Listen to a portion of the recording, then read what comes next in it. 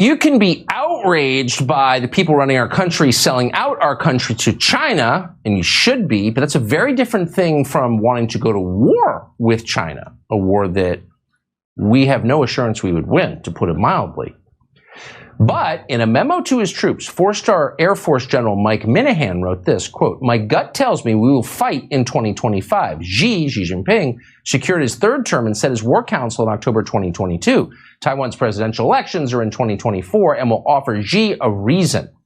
U.S. presidential elections are in 2024 and will offer Xi a distracted America. Xi's team, reason, and opportunity are all aligned for 2025.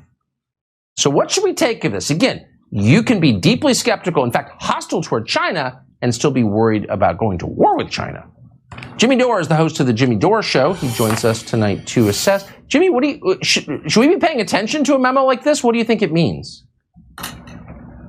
What I think it means is that the United States is trying to provoke and sable-rattle with another nuclear power, right? This is what we were supposed to be afraid of was going to happen with Donald Trump, right? We couldn't have, he's a crazy man who's going to have his finger on the nuclear button, and now we have Demented Joe who is saber-rattling with 2 nuclear powers, and they get the corporate media sponsored by the military-industrial complex to get Americans to cheer it on. And why do Americans cheer it on? Because they have no idea what's actually happening with their foreign policy, and what's worse is they have no idea that they have no idea that they don't have any idea what's happening with their foreign policy. We have 400 military bases surrounding China since the Korean War. Do we really think that China is getting ready to invade the United States? Because I tell you, they're not. They make everything we use in the United States. Why? Because the same people who want this war are the same people who took the good jobs that are manufacturing jobs in America, turned them into low-paying, crappy jobs, and then shipped them to China, and then we get angry at them for the system that we set up. If they're so corrupt, because that's the thing, Americans have no idea how corrupt their government is.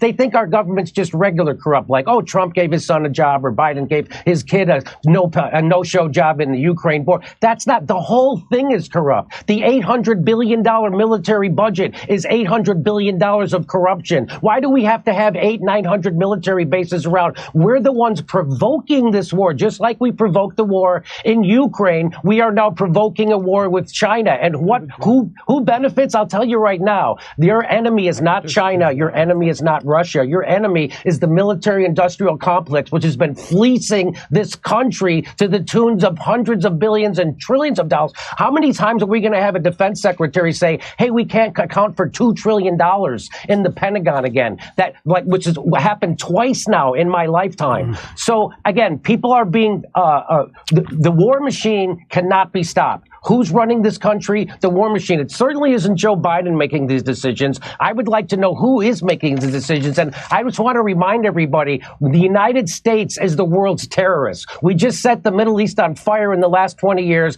And now we're doing a proxy war in Ukraine, which we provoked, NATO provoked, and it was just admitted that we provoked it by the former Prime Minister of Germany. And now we're trying to saber-rattle with China, and they're predicting a war.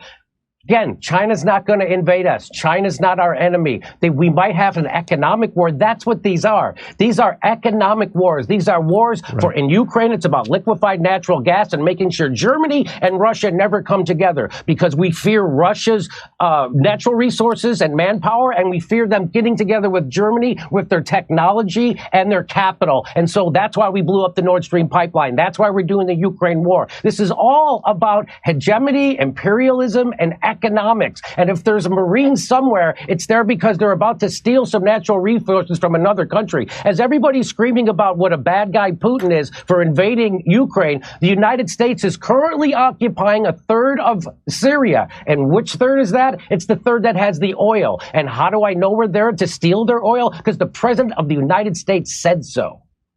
And we're not even benefiting economically. That's, I mean, of course, that's the rub. Jimmy Dore, appreciate it. Thank you. My pleasure.